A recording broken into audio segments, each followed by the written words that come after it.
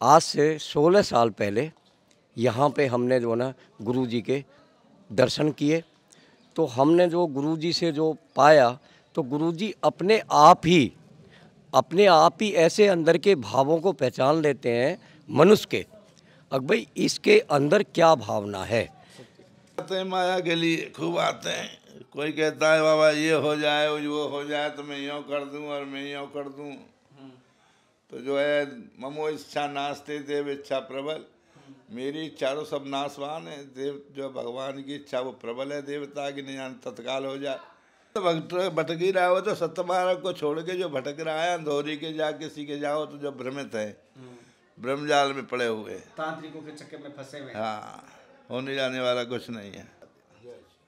कोई बोली चुकी माफी मांगू बाबा जी।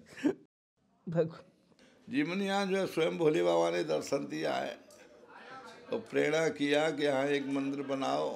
ऐसे सोने के बाद जो दर्शन होते हैं वो इस मान्य है या वो ऐसे सपना मानूं, इसको देवता के दर्शन मानूं? दर्शन मानो, दर्शन मानो। हाँ। नमस्कार दोस्तों, जनता की आवाज़ में आप सभी का स्वागत है। मैं कन्हैया शर्मा।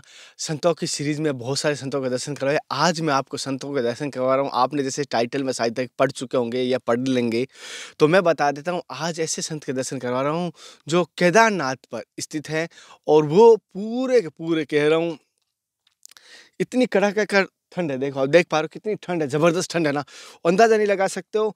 नाखून भी मेरे लाल हो रहे हैं और नाक को पूछो मत, आंखों के हालात तो शब्दों में बयान नहीं कर पा रहा हूँ। और 2-3 दिन से ज़्यादा अभी कह रहा हूँ मैं, ठंड बढ़ गई है तो हालत बहुत ख़राब भी हो रही है सबकी। फिर भी मैं संतों के दर्शन के लिए, वो कहते हैं ना, मर्ग तृष्णा की तरफ भटक रहा हूँ।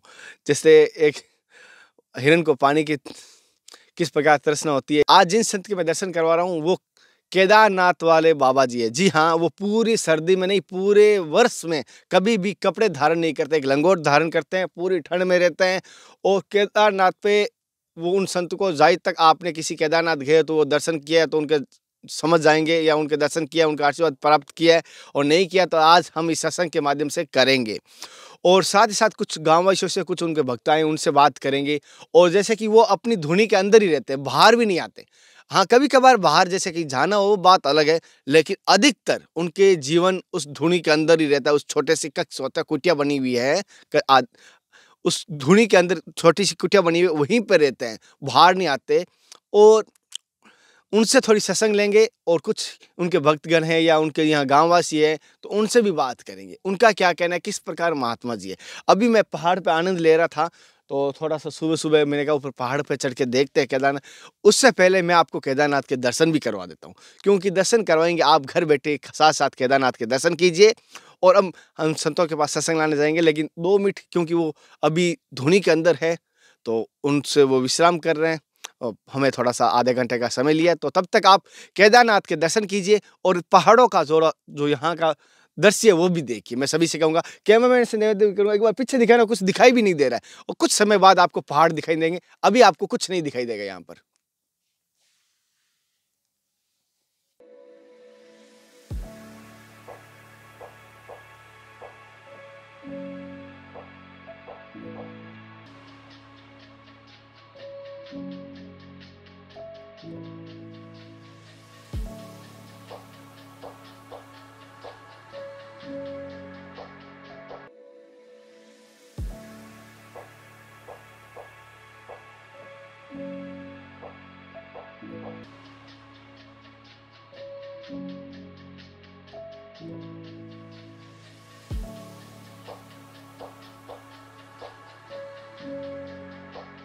साथियों, जैसे कि जिन महात्मा जी से मिल रहा हूँ तो कोशिश कर रहा हूँ कुछ यहाँ पर जो आए हुए हैं उनसे थोड़ी जानकारी ले लूँ किस प्रकार के महात्मा जी हैं।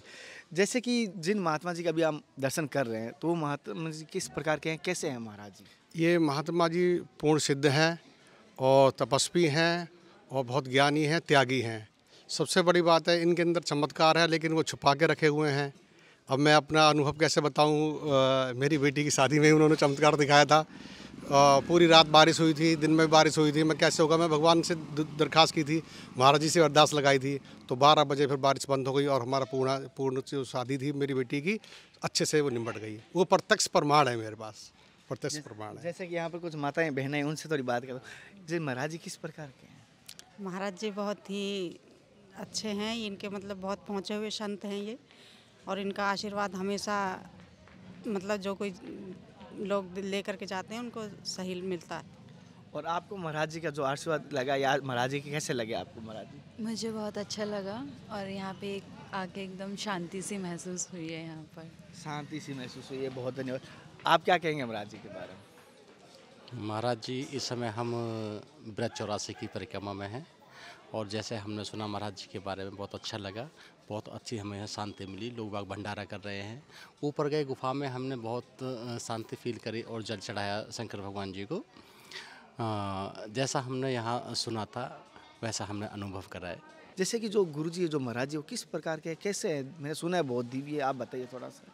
देखो, सबसे पहली बात तो ये है, जो हमारे गुरु महाराज है इनका नाम सुखदेव दास जी है और सुखदेव दास जी हमारे यहाँ के ब्रजभूमि में और इतने सिद्ध पुरुष हैं कि इनके बारे में जितनी भी इनकी लीलाओं के बारे में जितना भी वर्णन किया जाए वो बहुत ही कम है।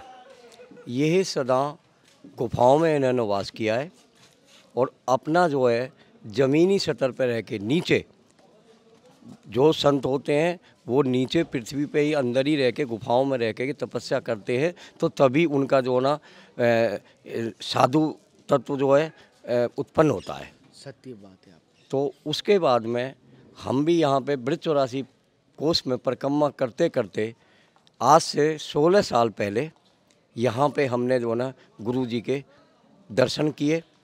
तो हमने जो गुरु जी से जो पाया, तो गुरु जी अपने आप ही ऐसे अंदर के भावों को पहचान लेते हैं मनुष्य के, अब भाई इसके अंदर क्या भावना है। तो उसके बाद में इनके प्रति जो आस्था रखता है उनसे मेरा अनुरोध है कि आप ऐसे संतों को ना त्याग के सिर्फ प्लीज ढोंगी संतों से बचें। सत्य बात है। ये जो संत है और जो संतों को जो ना परेशान जो ना हम लोग करते हैं, ना कि संत किसी को परेशान करने के लिए पैदा हुए हैं।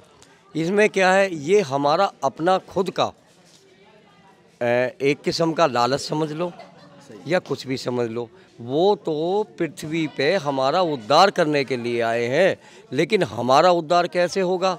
लालच से नहीं, हमें लालच को त्यागना होगा। संतों की चरणों में जा कर के संतों से क्या मांगना है? हमें ज्ञान चाहिए। ज्ञान कैसे मिला? ज्ञान के साथ साथ में, ज्ञान लेने के साथ में हमें प्रेम लेना चाहिए। अब जिन महात्मा जी के पास है उनसे पहले सत्संग शुरू करते हैं, उनके जीवन से रूबरू करवाता हूँ, उनसे जो वचन मिलते हैं आज की सत्संग में सभी आज निवेदन करेंगे। इन महाराज जी की सत्संग से आज हम जीवन में कुछ ना कुछ उतारेंगे। मैं सारी बात उतारने के नहीं कहता हूँ, लेकिन एक बात जीवन में उतार लेना जो आपको अच्छी लगे। पहले महाराज जी से आशीर्वाद प्राप्त करते हैं, फिर आज की सत्संग शुरू करते हैं। पहले तो महाराज जी मेरी तरफ से और देखने वाले सभी दर्शकों की तरफ से आपके चरणों में दंडवत प्रणाम करें।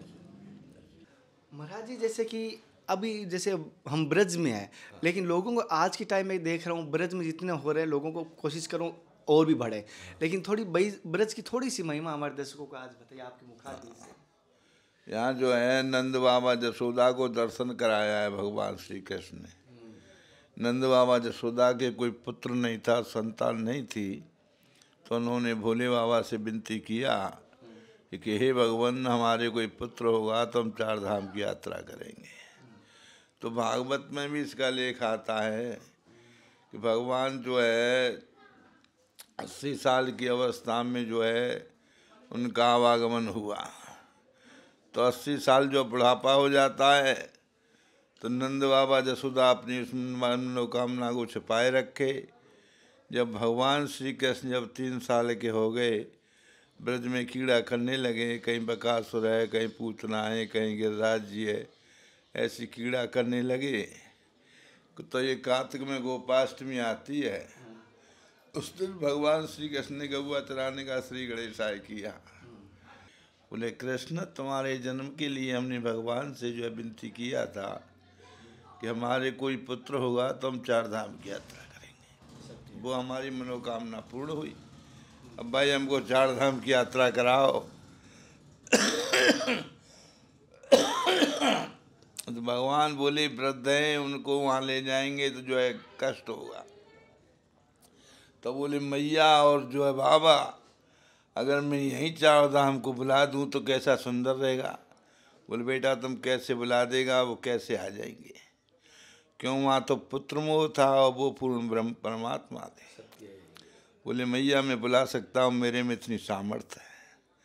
तब भगवान श्री कृष्ण ने आवाहन किया यहाँ चारों धाम का, गंगोत्री, जमुनोत्री, केदार, बद्री चारों धाम को ब्रज में बुला लिया है। जब ब्रज में बुला लिया तो उनको जो है टाइम दे दिया कि हम आपको देवउठनी एकादशी को यात्रा कराएंगे। तो जब जो है नंद बाबा जसोदा को जरूरी क्या, जिसके भगवान का स्वयं अवतार है उनको क्या जरूरी, परंतु नहीं, महान पुरुष अपने लिए नहीं करते हैं, परमार्थ के लिए करते हैं। तो सब जो है ब्रजवासियों को मालूम पड़ी कि भगवान श्री कृष्ण अपने माता पिता को दर्शन कराएंगे चारों धाम का। तो सब ब्रजवासी भी तैयार हो गए दर्शन करने के लिए। जब सब ब्रजवासी तैयार हो गए तो 33 कोटि देवता, ऋषि, मुनि, गंधर्व उनको मालूम पड़े कि भगवान श्री कृष्ण अपने माता पिता को दर्शन कराएंगे। तो वो भी इस भूमि पे मनुष्य का रूप धारण करके जो आए हुए हैं। तब उन्होंने यात्रा किया है ब्रज का, चारों धाम का। तो उनको यही आभास हुआ कि हम उत्तराखंड की यात्रा कर रहे हैं, बल्कि ब्रज में नहीं घूम रहे हैं, ऐसा नहीं। वैसा ही सीन बना दिया भगवान ने अपनी योग माया से, जैसा वहाँ का सीन है वैसा ही सीन यहाँ ब्रज में बना दिया। तब उनको यात्रा कराया। तो उन सबको यही आभास हुआ कि हम 4 धाम की यात्रा कर रहे हैं। जैसे कि महाराज जी ने कहा, सत्य बात है। और मैं कहूँगा वहाँ चारों धाम से ज़्यादा यहाँ का महत्व है। और यहाँ जब आए हैं तो ध्यान रखना, कभी भी ब्रजवासी को कहीं पर भी उनकी डांट फटकार ना सुनना, और अगर वो कुछ भी बोले मन में ग्रहण कर लेना, उनको कभी दुखी मत करना। ब्रजवासी भगवान के वंशज भी है और भगवान के सबसे ज़्यादा प्रिय भी है। महाराज जी जैसे मैंने संतों से सुना है कि ब्रजवासियों से हृदय से ज़्यादा प्यार करना चाहिए।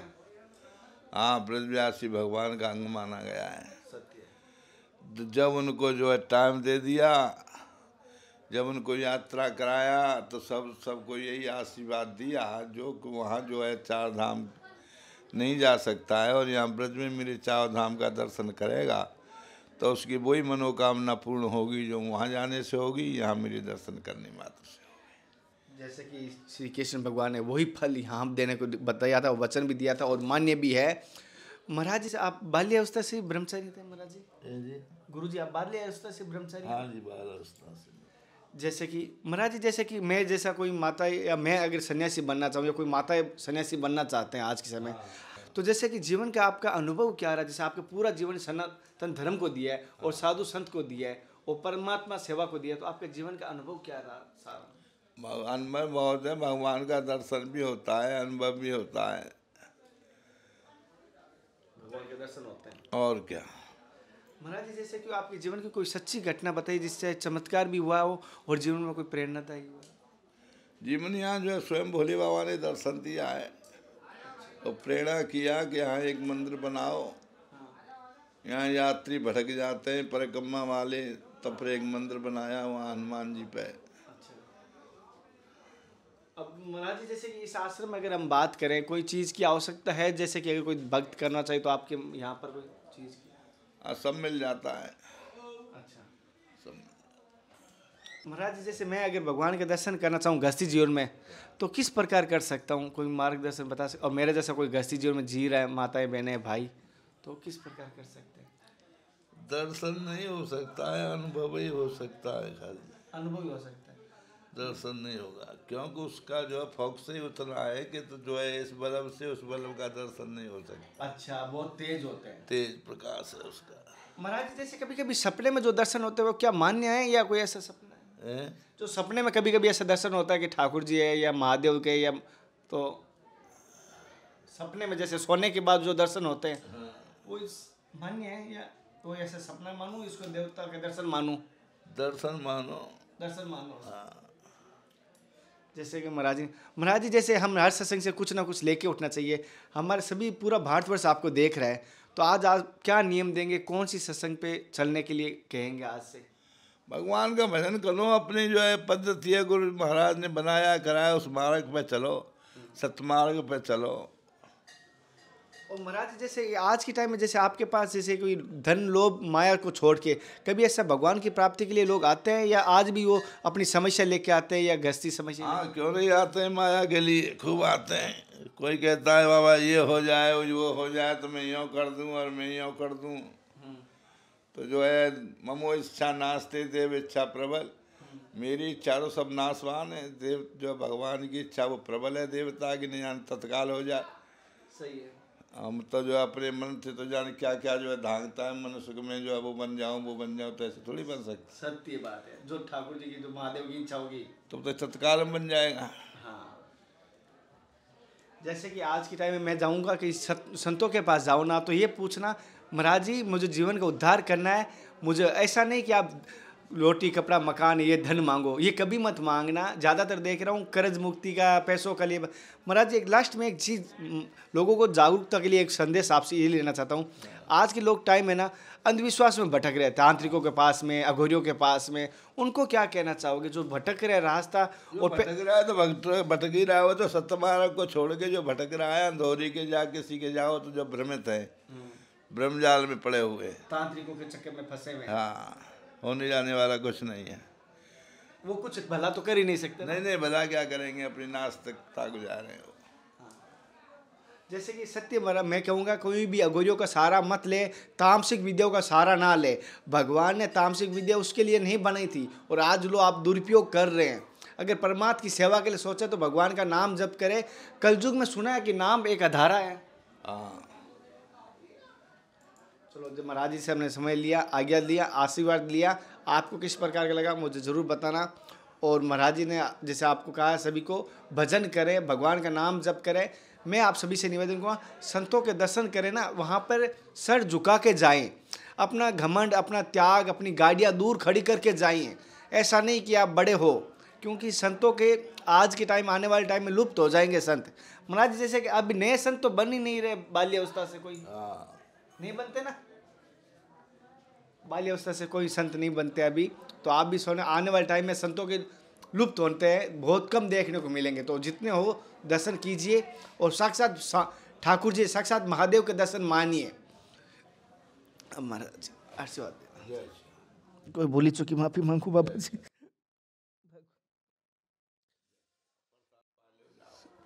महाराज जी द्वारा सत्संग दी हुई किस प्रकार की लगी मुझे जरूर बताना।